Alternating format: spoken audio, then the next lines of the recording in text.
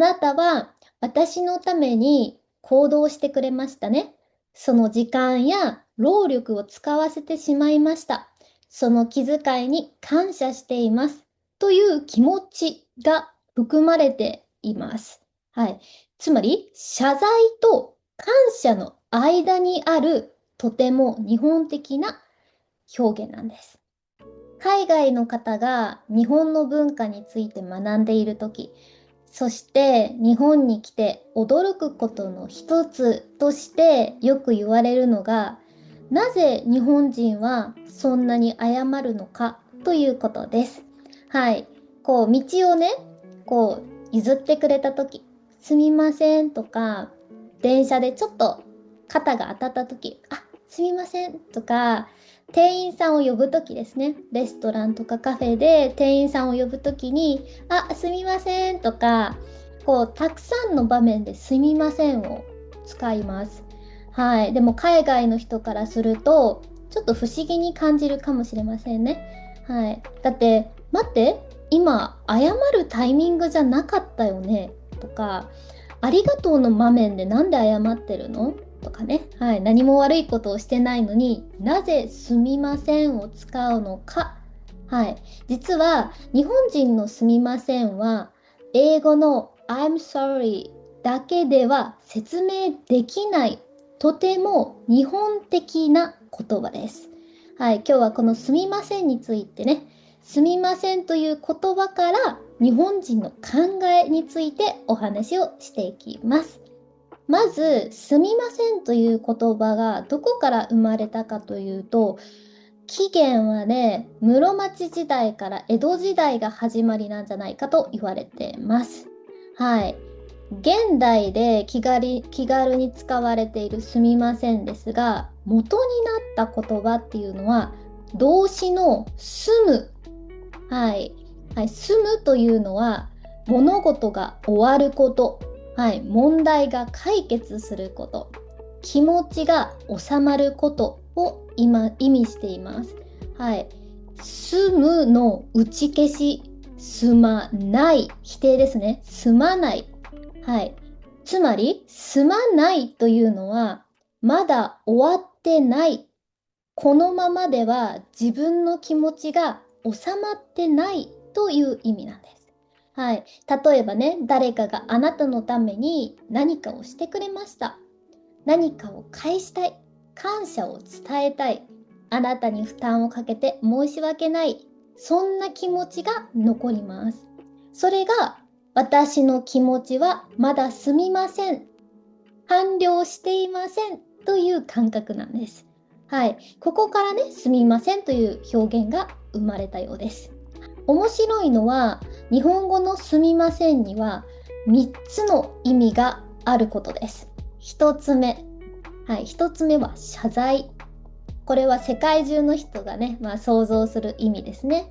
はい。遅刻したとき、約束を守れなかったとき、相手に迷惑をかけたとき、すみませんと言います。はい。でも2つ目、感謝の気持ちです。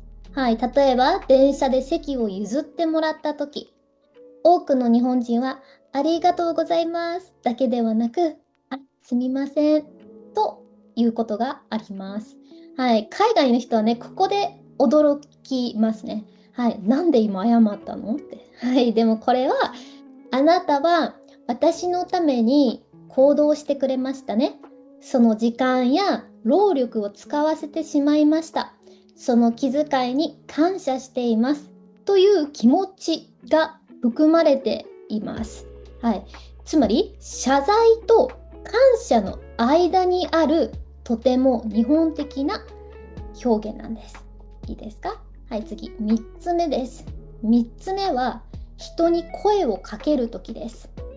さっきも言いましたけど、レストランやカフェとかでね、店員さんを呼ぶとき、すみません。はい。道を聞くとき、すみません。これは英語の excuse me に近いです。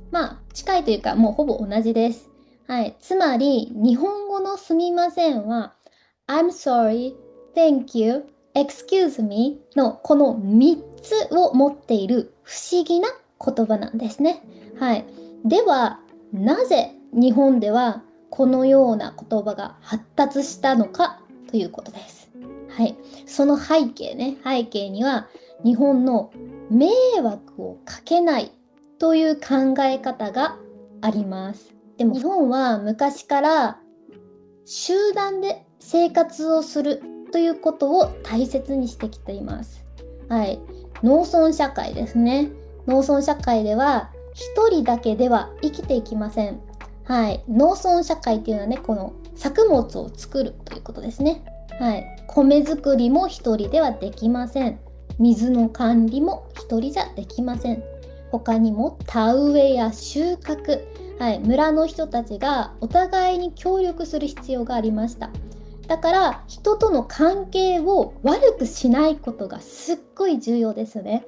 こう相手を敵に回したら全てが回らなくなってしまう。はい、つまり人との関係をすごく重視しています。はい、自分がどうしたいかではなくて、相手はどう感じるか、周りに迷惑をかけてないかと考える文化が育っていきました。はい。そして日本にはもう一つ大切な考えがあります。それはお互い様ということです。はい。今日は誰かに助けてもらった。明日は自分が誰かを助ける。はい。一人では生きられない。だから助けてもらった時には当然でしょじゃなくって、あなたのおかげですという気持ちを表します。その気持ちがすみませんという一言になることがあるんですね。はい。もちろん海外では違う考え方もあります。はい。例えば国によって謝ることは責任を認める。自分が悪いということを認めるということになる場合もありますよね。はい。だから簡単に謝る文化じゃない国もありますよね。はい。